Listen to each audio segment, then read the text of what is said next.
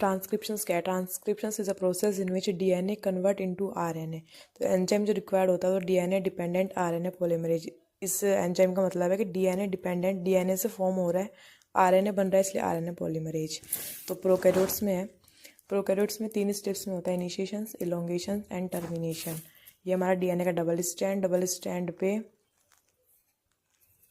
यहाँ पे promoter P से प्रमोटर 5' पे आरएनए पॉलीमरेज अटैच होता है, क्योंकि आरएनए फॉर्म कर रहे हैं डीएनए से, तो आरएनए पॉलीमरेज। अब इनिशिएशंस के लिए सिग्मा फैक्टर यहाँ पे रिक्वायर्ड है, इनिशिएशंस करने के लिए सिग्मा फैक्टर रिक्वायर्ड है। सिग्मा फैक्टर आरएनए पॉलीमरेज से अटैच होगा और ट्रांसक्रिप्शन की प्रोसेस स्टार्ट होती है। सिग्मा फैक्टर कैसे याद कर सकता है कि इनिशिएशंस में सिग्मा फैक्टर सिंघम की एंट्री होती है, तो सिंघम से सिग्मा फैक्टर की एंट्री, तो सिग्मा फैक्टर अटैच होगा।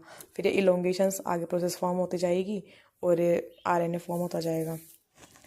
फिर टर्मिनेशंस में रो फैक्टर अटैच होता है आरएनए पॉलीमरेज से, तो जब रो फैक्टर अटैच होता है तो टर्मिनेशन स्टॉप होती है, प्रोसेस स्टॉप हो जाती है। इसको ऐसे याद कर सकता है, स्टॉप हो गया, रोने लग गया, मतलब प्रोसेस स्टॉप हो गई, तो स्टॉप टर्मिनेट हो जाएगी रो फैक्टर से।